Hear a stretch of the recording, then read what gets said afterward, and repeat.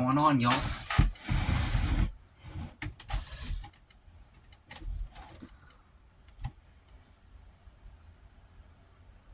It's July 12th, 2026, Sunday. Right here, bacons, rice, eggs, tomatoes, onions, garlic powders, cayenne peppers. Looks great. Can't wait.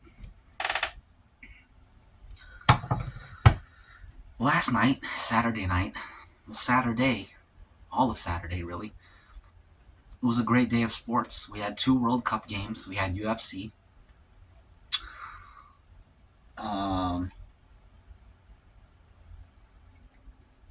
England took out Norway. Argentina took out Switzerland.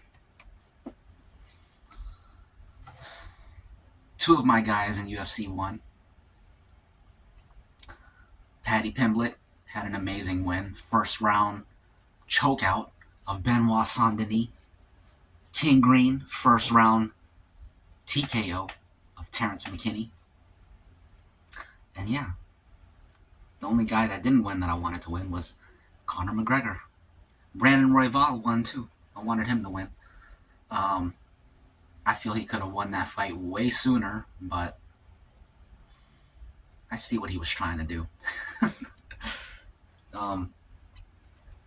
Man, that Conor McGregor fight, dude, after all that waiting, he blew out his knee in the first few seconds of the fight. Talk about a huge letdown. He'll be back, though. I believe he'll be back. I know he'll be back. Question is whether he's going to come back and have an amazing performance. I think he will. I believe in Conor McGregor. I'm a believer.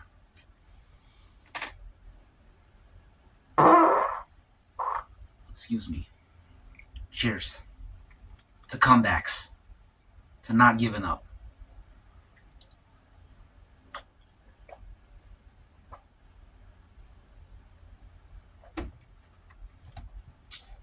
All right, let's eat some of this.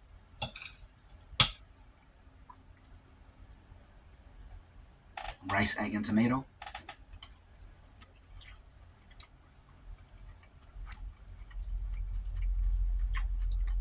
Bacon.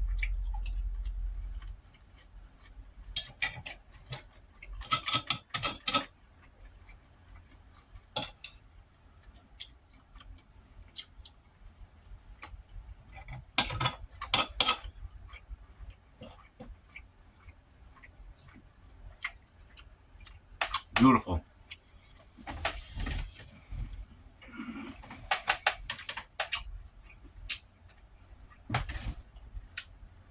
So World Cup and UFC, they were going on at the same time.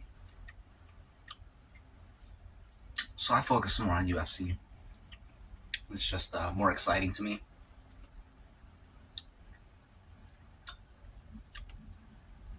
But between commercial breaks, I would check back on World Cups to see what was going on. And I looked at what the internet was saying about all the games. I gotta say, the drama. This is true of sports in general. A lot of times the drama is more entertaining than the actual events. Watching the fallout, watching the fans argue.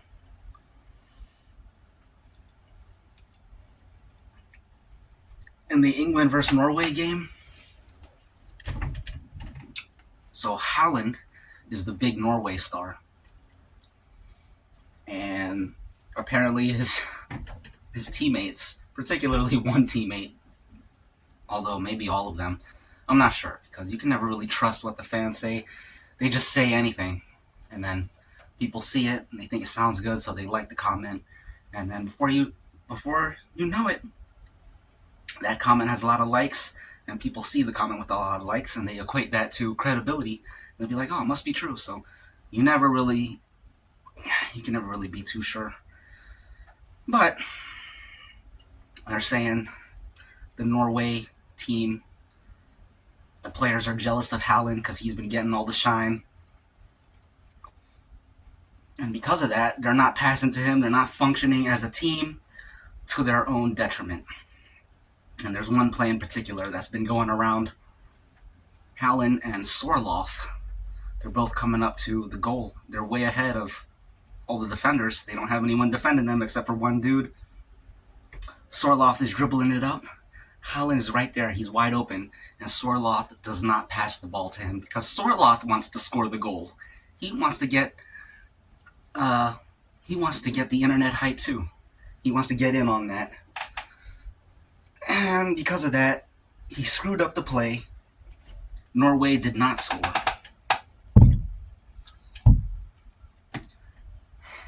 And there's a shot of Howland just looking super deflated after that play. Like, dang, we had that. And they ended up losing. And apparently, they were not passing the ball to Howland, their biggest scorer. And they lost to England. Congrats to England. Yeah, it's just funny, man. It's funny. Now they're saying how the Norway team is treating Howland the way that the Portugal team treats Ronaldo, because Ronaldo is a huge star, and nobody likes passing to him too. Although with him, I think it's probably justified. I'm not really sure. Because apparently Ronaldo just stands around waiting for the ball. Howland is out there actually doing work. He had to get himself in the open. He just needed someone to pass the ball to him. And they didn't pass to him. But this funny stuff, man. Funny stuff. And then Argentina versus Switzerland. That was the second game. I was happy to see that game up there because it slipped my radar. I thought there was only one World Cup game because they keep switching up the schedule, so I get confused. I thought there was only one game. Turns out there was two.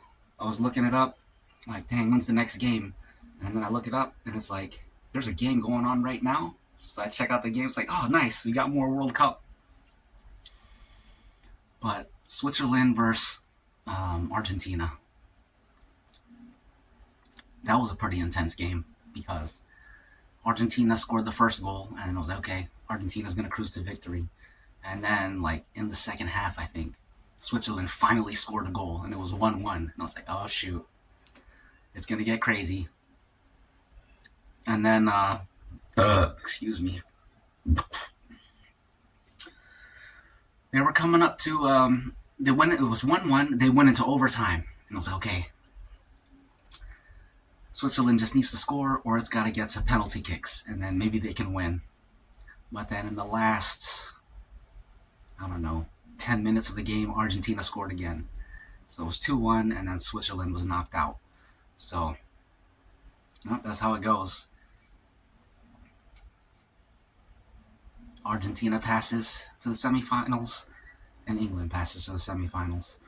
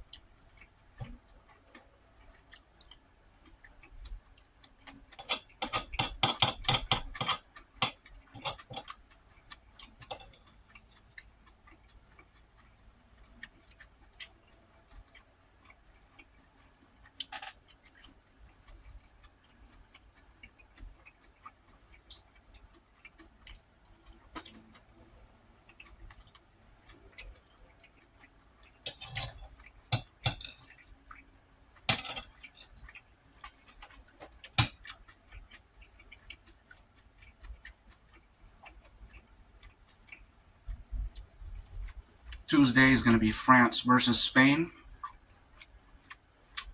And I believe it's before breakdancing practice, so I'll be able to watch it.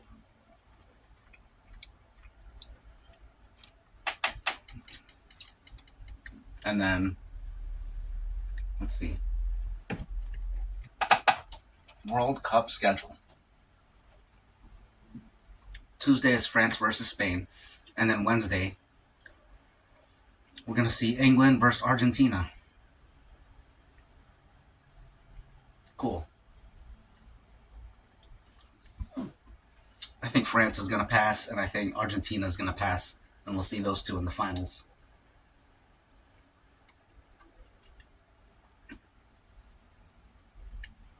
Actually, I don't know. We'll see.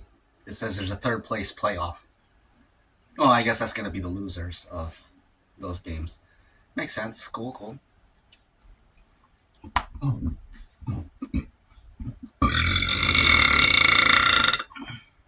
Excuse me.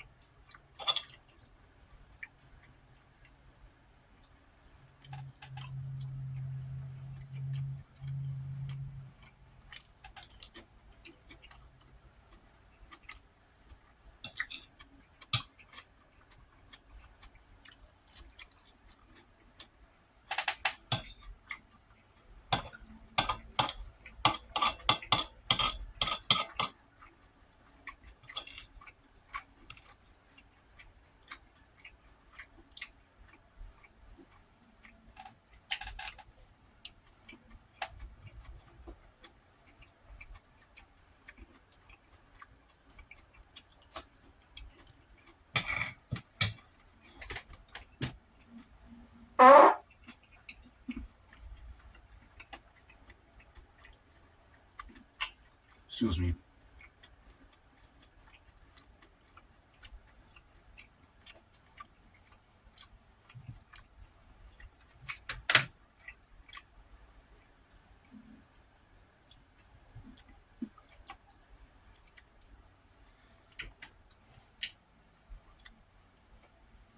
Michael Bisping made a video about his fight predictions. I left a comment saying Benoit Saint-Denis is going to get choked the F out by Paddy Pimblett.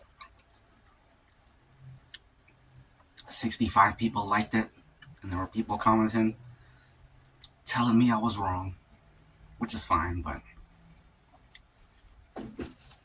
saying it in a smug, arrogant way, acting like I don't know what I'm talking about, and they know what they're talking about.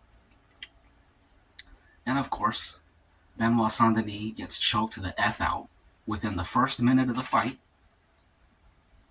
As soon as it was over, I go straight back to that comment thread, calling out all the people, all the naysayers, and of course, they disappear. Bunch of cowards, as usual, as expected.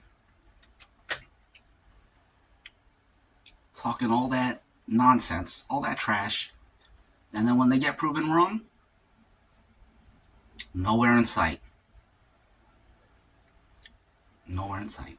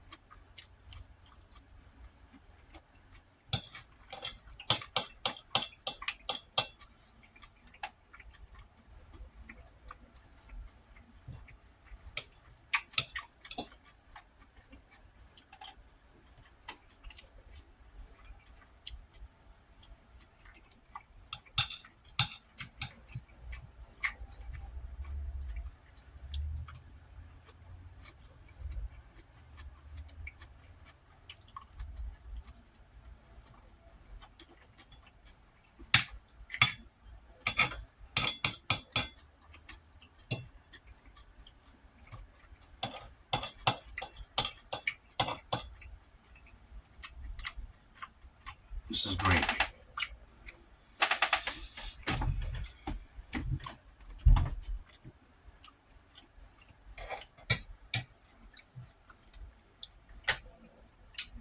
Cheers.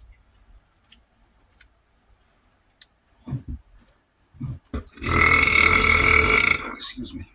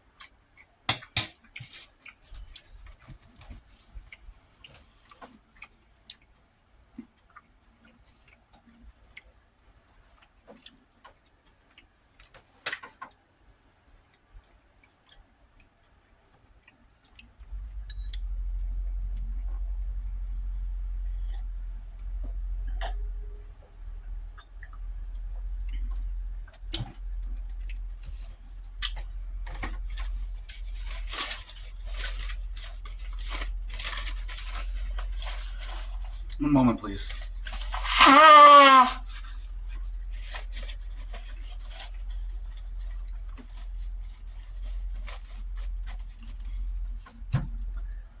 In the Brandon Royval and Lonnie Kavanaugh fight, Brandon Royval was messing him up on the feet, and then he kept trying to go for takedowns for no reason when he didn't even need them. Excuse me. And then when he was going for the takedowns, he was just wasting energy. And Lonnie Kavanaugh kept landing shots within the scramble. And he just made it into a messy fight for no reason. When he made it into a messy fight, excuse me, giving the other dude a chance, Lonnie Kavanaugh, when he was dictating where the fight took place. He was dictating whether it was a messy fight or a clean fight. And when it was a clean fight, he was winning. When he made it a messy fight, he was giving the other dude a chance. And yet he kept trying to make it a messy fight. It's like, just keep it on the feet and piece him up. That's all he had to do. He could have finished them in the second round. And he made it into a war. But it ended up working in his favor because they got fight of the night. And it's like, dang. It became fight of the night because you made it chaos when it didn't need to be chaos.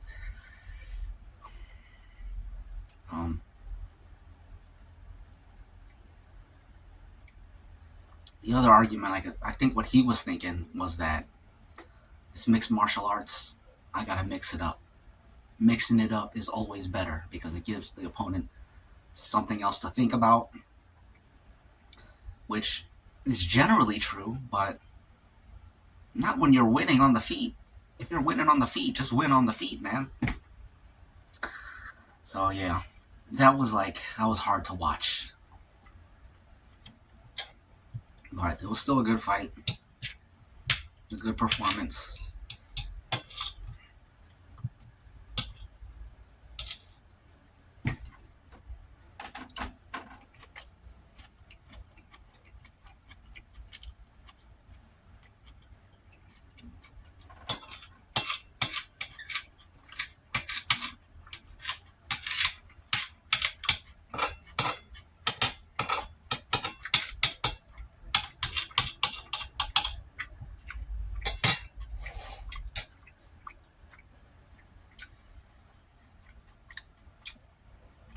Also, Robert Whittaker, he won too. I wanted him to win, so that was cool. Apparently, the commentary was saying that Rob looked fat. I was like, what? The problem with MMA people in general, people have no idea what fat looks like. I'm looking at this dude. He don't look fat at all. He just looks healthy. He's healthy. He got a little bit around. It's kind of like me, right? I wouldn't call myself fat. I just look healthy. You know? Fat is, well, you know what fat looks like. But yeah, that was annoying. But the way he finished the fight, he was fighting Nikita Krylov, and he broke his jaw, which is that's a great finish if you ask me. Breaking someone's jaw, I'll take it. Sounds good to me.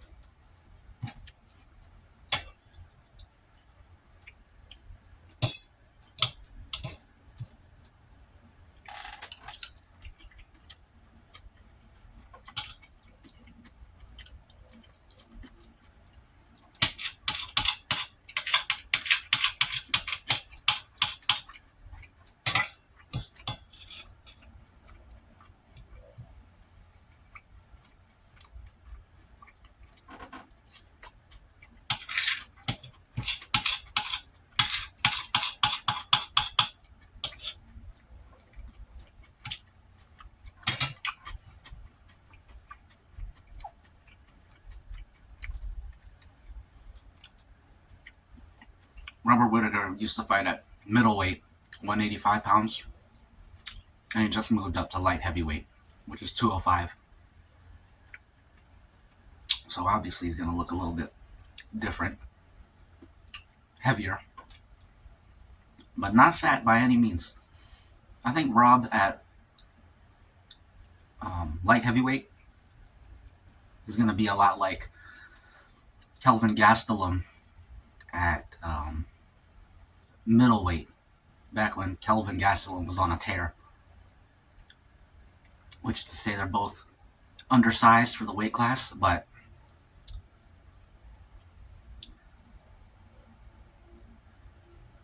they have the skill and the hand speed to make the size not a factor. Because Rob was in there, he was piecing Krylov up, landing shots on his head, on his chin, and eventually on his jaw, ending the fight.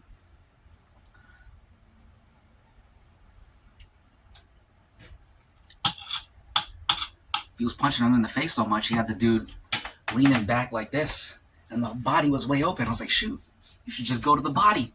But he didn't go to the body. But it was a good fight, a great win.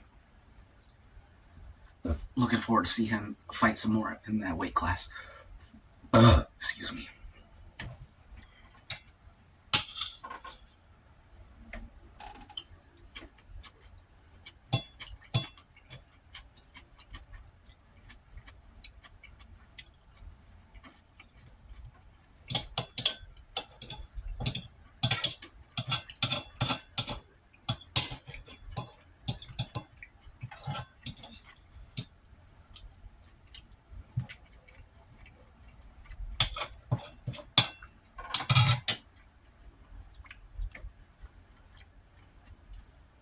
Wang Kong beat Tracy Cortez, which I expected, but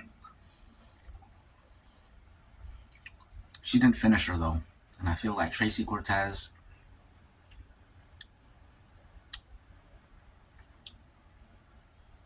is so far beneath her skills, that is so far beneath Wang Kong's skills, that to allow her to go the distance is a letdown. So wasn't really that impressed with that performance. She should have knocked her out or submitted her or something. But I think she was playing it safe, and I'm not the biggest fan of people playing it safe. You gotta take risks and you gotta go for the kill. Go for the kill, man.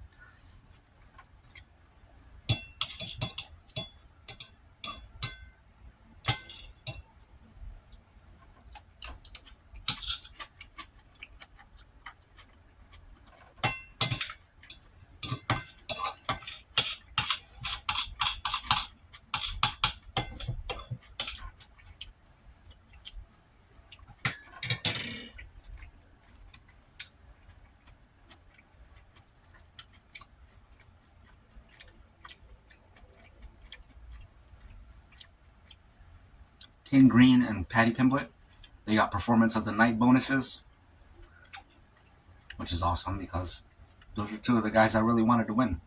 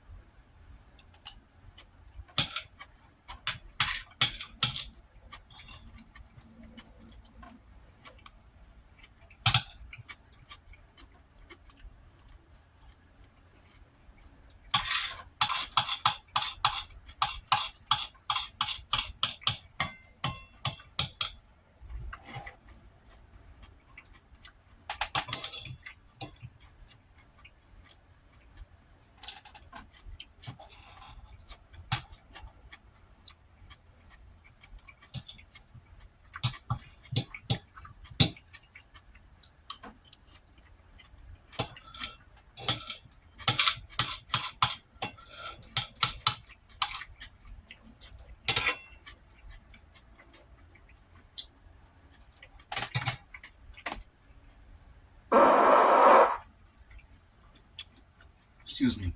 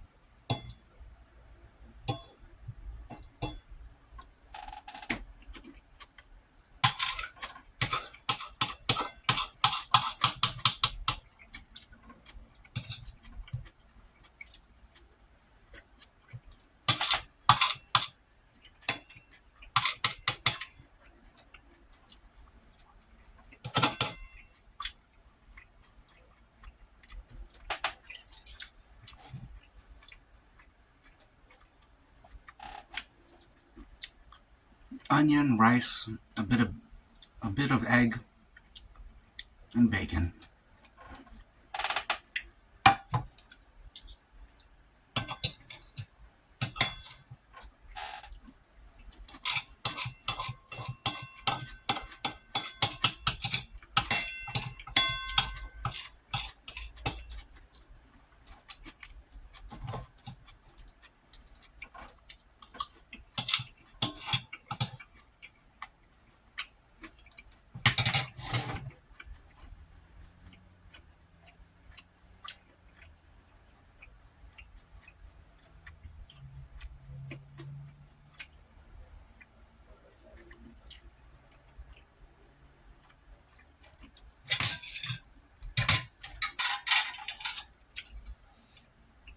And that's that.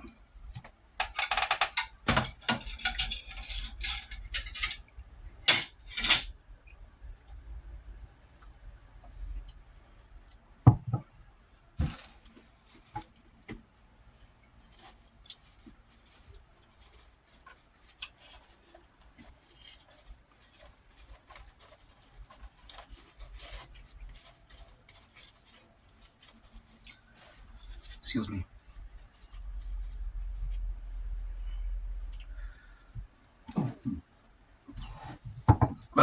Excuse me.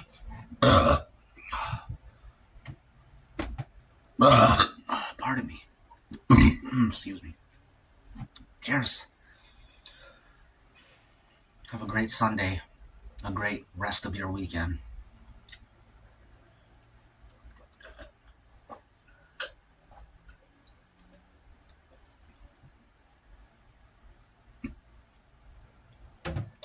It's done.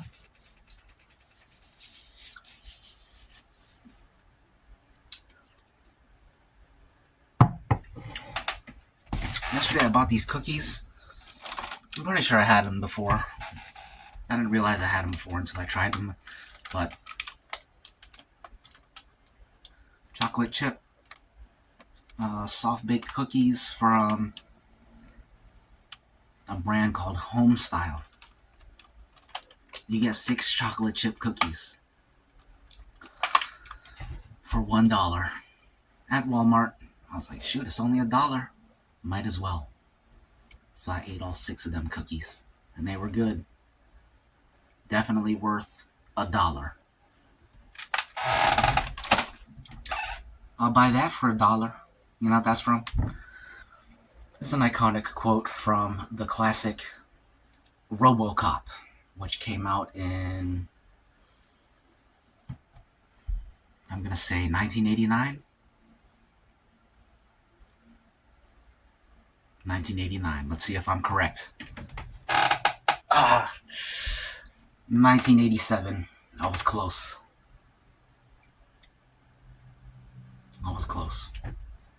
I'll buy that for $1. That's what they say on the commercials.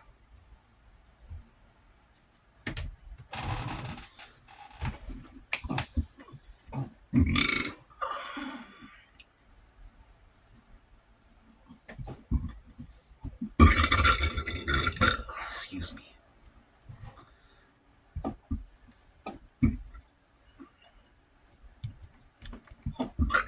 Excuse me. Pardon me. Excuse me. Alright. Sorry about that. Got some coffee here. We gotta make a toast. There's 4 World Cup games left. May they be great. And, yeah. Let's toast to the remaining World Cup teams. May the best team win. Cheers.